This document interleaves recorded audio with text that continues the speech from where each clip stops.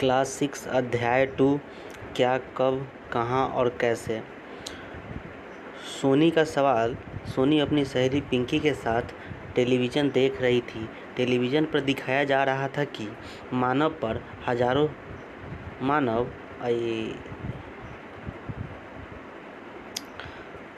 Class 6 अध्याय 2 क्या कब कहाँ और कैसे। सोनी का सवाल। सोनी अपनी सहेली पिंकी के साथ टेलीविज़न देख रही थी।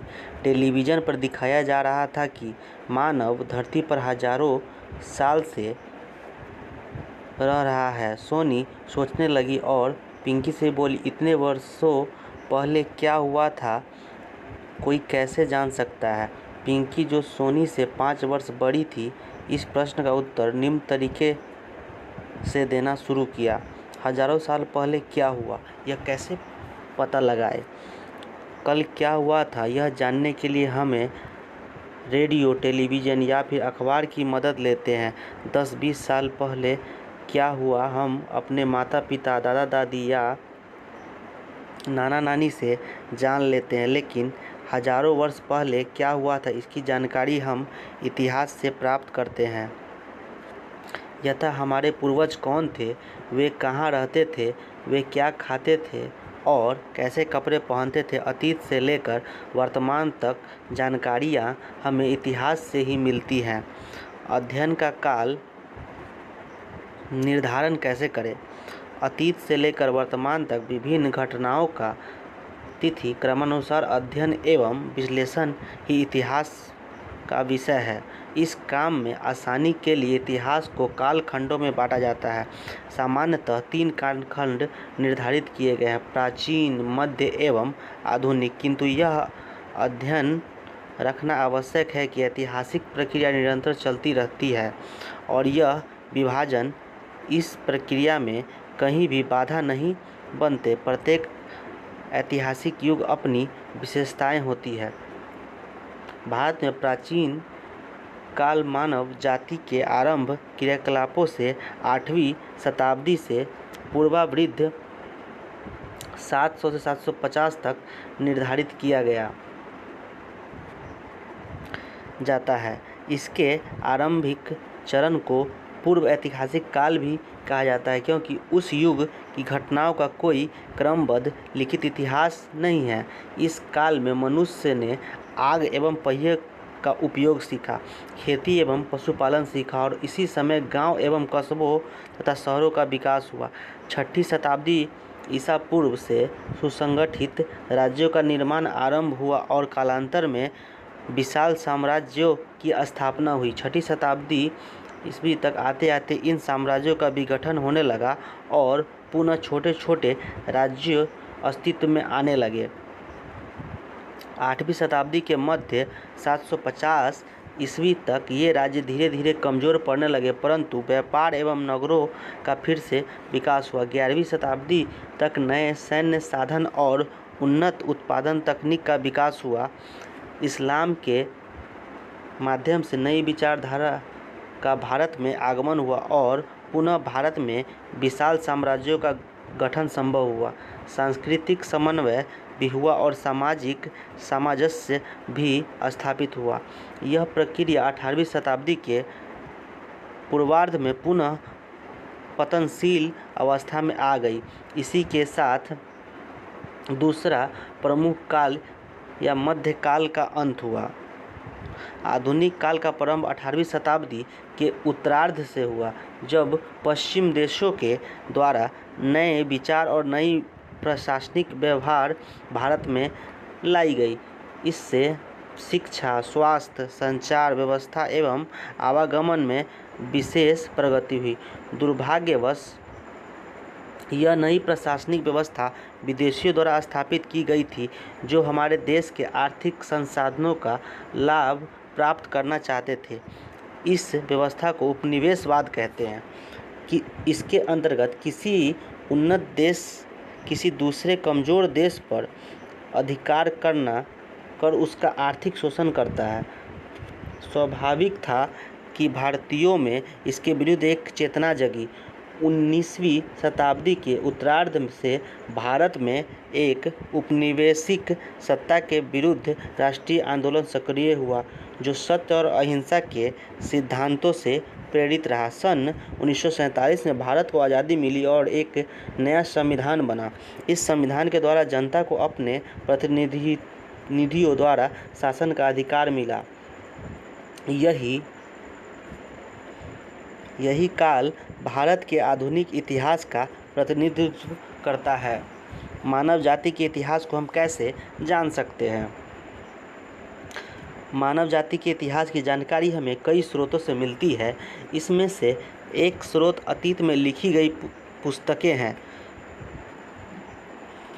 इन पुस्तकों को हम ढूंढकर पढ़ते हैं। इनमें राजाओं एवं आम लोगों के जीवन, धार्मिक विचार एवं मान्यताएं, औषधियों तथा विज्ञान आदि सभी प्रकार के विषयों की चर्चा मिलती है। ये पुस्तकें हाथ से लिखित होने के कारण पांडुलिपि कही जाती है। ये पांडुलिपियाँ प्रायः ताड़पत्रों अथवा भोजपत्रों पर लिखी मिलती है। बहुत सी पांडुलिपियाँ अब नष्ट हो चुकी हैं, कुछ पुस्तकालयों एवं संग्रहालयों में सुरक्षित है। पटना की खुदाबख्श लाइब्रेरी एवं पालीगंज स्थित भरतपुरा के गोपाल नारायण सिंह सार्वजनिक पुस्तकालय में ऐसी अनेक पांडुलिपियाँ सुरक्षित है।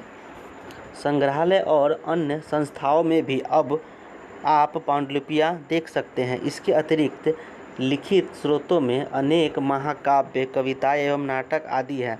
इसमें से कई सांस्कृतिक भाषाएं लिखे गए हैं, जबकि अन्य प्राकृतिक तमिल एवं कन्नड़ आदि में हैं। ये कुछ चित्र दिए गए हुए हैं, इन्हें देखिए।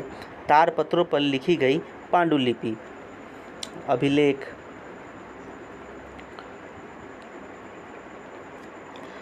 हम अतीत की जानकारी अभिलेखों से भी प्राप्त करते हैं। अभिलेख पत्थर अथवा धातु की सतहों पर नुकीले औजारों द्वारा उत्कीर्ण किए होते हैं। इन अभिलेखों में राजाओं तथा अन्य महत्वपूर्ण लोगों के आदेश और उपलब्धियां वर्णित है। इन्हें वैसी जगहों पर लगाया जाता है जहां अधिक से अधिक लोग आते जाते थे, ताकि अधिक से अधिक लोग उसे देख सके और उसमें लिखित आदर्शों का पालन कर सके। इसके अतिरिक्त अतीत में बनाई गई एवं इस्तेमाल में लाई जाने वस्तुओं के माध्यम से भी हम अतीत की जानकारी प्राप्त करने में सफल होते हैं। ऐसी वस्तुओं में पत्थर एवं ईंट के बनी इमारतों के अवशेष, औजार, हथियार, बर्तन, आभूषण, मूर्तियाँ, चित्र और सिक्के आदि आते हैं। ये वस्तुएं पुरातात्विक के रूप में जानी जाती है, अर्थात आप प्राचीन होने के कारण इनके अवशेषों को जमीन में की खुदाई कराकर प्राप्त किया जा सकता है। पुरातात्विक वस्तुओं का अध्ययन करने वाले व्यक्ति को पुरातत्वविद कहलाता है। सिक्का और मुद्रा, मृदभांड। पुरातात्विक वस्तुओं में जानवरों, पक्षियों एवं मछलियों की हड्डियां भी मिलती है, जिससे अनुमान लगाया जाता है कि अतीत में किस प्रकार के जीव पाए जाते थे। अनाज एवं कपड़े से भी अवशेष प्राप्त हुए हैं, जिससे पता चलता है कि अतीत में लोगों के पास खाने के लिए कौन कौन से अनाज थे और लोग किस प्रकार के कपड़े पहनते थे। डॉक्टर स्पूनर ने पटना के कुम्हरार नामक स्थान में खुदाई द्वारा चंद्रगुप्त मौर्य के राजमहल के स्तंभ निकाले थे। इस खुदाई में सोने के बैलों के टुकड़े प्राप्त हुए। इससे मध्य मगध साम्राज्य की समृद्धि एवं भव्यता पर प्रकाश पड़ता है। इस तरह पांडुलिपियों, अभिलेखों, सिक्कों तथा पुरातत्व से संबंधित अन्य स्रोतों के आधार पर पुरातत्वविद एवं इतिहासकार अतीत का अध्ययन करते हैं और इन्हीं स्रोतों के माध्यम से वे अतीत की व्याख्या करते हैं। सिक्के शासकों द्वारा जारी किए जाते थे, जिस पर राजकीय चिन्ह, धार्मिक चिन्ह या कोई लिपि अंकित होती थी। सिक्कों का अध्ययन मुद्रा शास्त्र कहलाता है।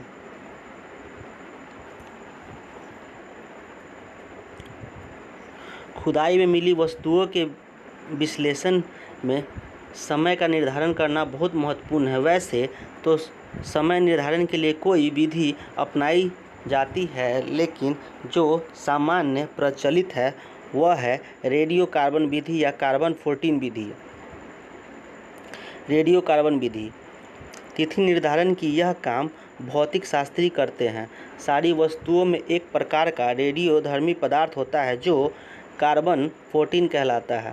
रेडियोधर्मी वे पदार्थ होते हैं जिनमें से निश्चित दर में छोटे छोटे कण निकलते हैं।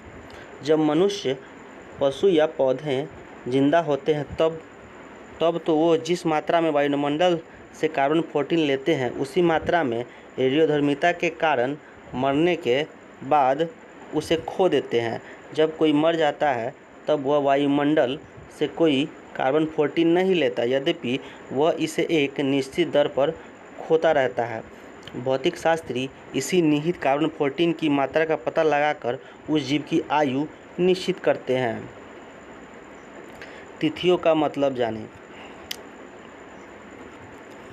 प्राचीन काल में हमारे देश में तिथियों की गणना विक्रम संवत और शक संवत के आधार पर होती थी, लेकिन अब पूरे विश्व में एक मानक के रूप में तिथियों की गणना मुख्यतः ईसाई धर्म के प्रवर्तक ईसा मसीह के जन्म की तिथि से की जाती है। इसमें ईसा मसीह के जीवन को 0 वर्ष माना जाता है।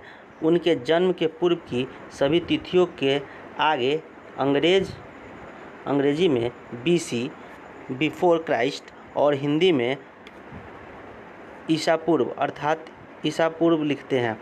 इसी प्रकार ईसा की शुरुआत उनके जन्म के वर्ष से है। जैसे यदि 2009 ईस्वी AD एनो डोमिन लिखा देखते हैं तो इसका तात्पर्य ईसा मसीह के जन्म के बाद 2009वें वर्ष से है। इस प्रकार यदि वहीं 2500 ईसा पूर्व लिखा हुआ मिलता है तो इसका अर्थ है कि ईसा मसीह के जन्म के 2500 वर्ष पहले का समय। तिथि निर्धारण को इस ग्राफ से समझा जा सकता है। ईसा पूर्व BC, ईसा मसीह का जन्म सन AD। यह समझ सकते हैं आप लोग। ईसा मसीह के जन्म के बाद का समय AD और इधर जन्म से पहले का समय BC। चलिए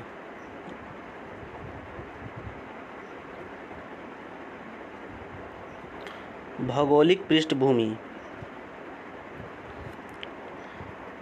प्राचीन काल से लेकर अब तक भारत के इतिहास को समझने के लिए सर्वप्रथम उसकी भौगोलिक रूपरेखा की जानकारी आवश्यक है। भौगोलिक दृष्टिकोण से भारत को मुख्यतः 4 भागों में बांटा जा सकता है।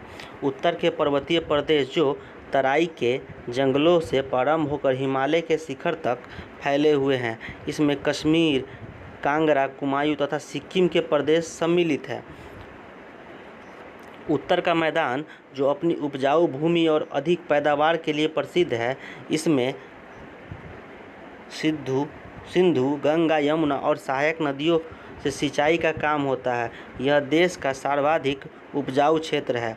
दक्षिण के पठार के अंतर्गत उत्तर में नर्मदा एवं ताप्ती बहती है। इसी भाग में विंध्य तथा सतपुरा की पहाड़ियाँ हैं जो उत्तर भारत को दक्षिण भारत से पृथक करती है। सुदूर दक्षिण के मैदान में गोदावरी, कृष्णा तथा कावेरी के उपजाऊ डेल्टा वाले प्रदेश मिले हैं। ये भारत का मैप देख सकते हैं आप। भारतीय उपमहाद्वीप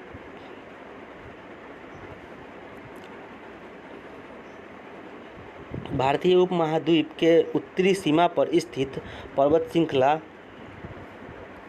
भारतीय उपमहाद्वीप को पश्चिमी तथा मध्य एशिया से अलग करते हैं, लेकिन इन पर्वतों के में अनेक दर्रे रास्ते जैसे खैबर, बोलन एवं गोमल दर्रा, इन दर्रों के माध्यम से भारत का संपर्क अफगानिस्तान तथा ईरान से बना रहता है। दर्रे पहाड़ियों के बीच के संकरे रास्ते होते हैं। भारतीय उपमहाद्वीप के उत्तर पश्चिम क्षेत्र में ही मेहरगढ़ जैसे स्थान हैं जहां लगभग 6000 ईसा पूर्व में लोगों ने सबसे पहले गेहूं तथा जौ जैसी फसलों को उपजाना आरंभ किया। भेड़ बकरी तथा गाय बैल जैसे पशुओं को पालतू बनाना शुरू किया।